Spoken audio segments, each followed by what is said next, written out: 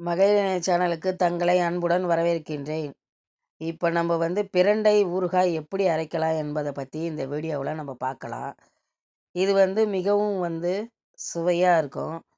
முட்டி வலி, கழுத்து வலி, கை கால் வலி இப்படி பல வலிகளுக்கு இதை ஊறுகாயை நம்ம வாரத்தில் ஒரு 2 நாள் அரைச்சி சேர்த்துக்கணும்னு வச்சிங்களேன், மிகவும் நல்லது.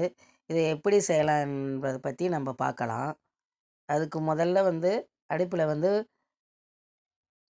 வாணலை வைத்து அடுப்பை பற்ற வைத்து, அதுக்கப்புறம் பிரண்டையை கழுவி கை விரல் அளவு ஒரு 10 பீஸ் வர்ற மாதிரி எடுத்துக்கிட்டு அதை வாணலில் போட்டு அதில் எண்ணெயை ஊற்றி நம்ம லைட்டாக வதக்கிக்குவோம். அடுத்தது காய்ந்த மிளகாய், ஒரு 6 காய்ந்த மிளகாய் அதையும் போட்டு நல்லா வதக்கிக்குவோம். அடுத்தது ஒரு கப் அளவுக்கு கறிவேப்பிலை அதையும் எடுத்துக்குவோம். அதை போட்டு நம்ம வதக்கிப்போம். இது ஓரளவுக்கு வதங்கிடுச்சு, ரொம்ப அதை வதக்க வேணாம். அடுத்தது கொத்தமல்லி சிறிதளவு.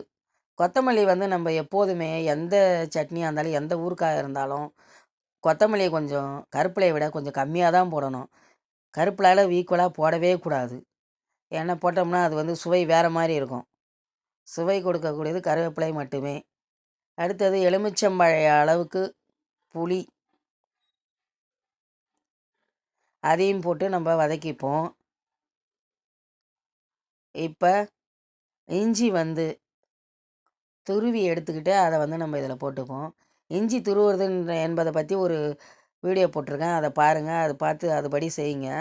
உங்களுக்கு அரைக்கக்குள்ளே இஞ்சி மிகவும் ஈஸியாக இருக்கும்.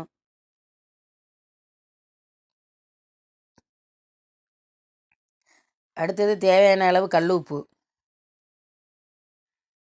கல் உப்பு போட்டால் தான் ருசியும் கூடும், மூளையும் நல்லா ஷார்ப்பாகவும் இருக்கும். அதனால் நான் பெரும்பாலும் கல் உப்பு தான் யூஸ் பண்ணுவேன். இப்போ இதை ஆற வச்சிடலாம்.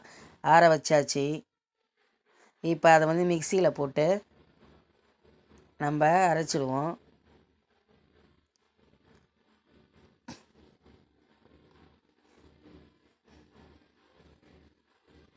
மிக்சியில் நல்லா மைய அரைச்சிக்கலாம். இப்போ ரெடி ஆகிடுது.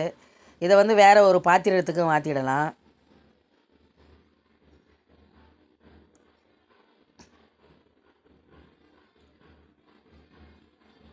வேறு ஒரு பாத்திரத்துக்கு மாற்றிட்டு தாளிக்கும் கிண்ணத்தை அடுப்பில் வைத்து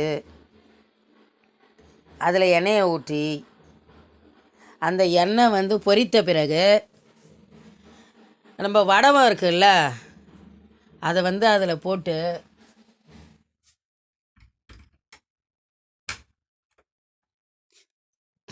அது நல்லா பொரிந்த பிறகு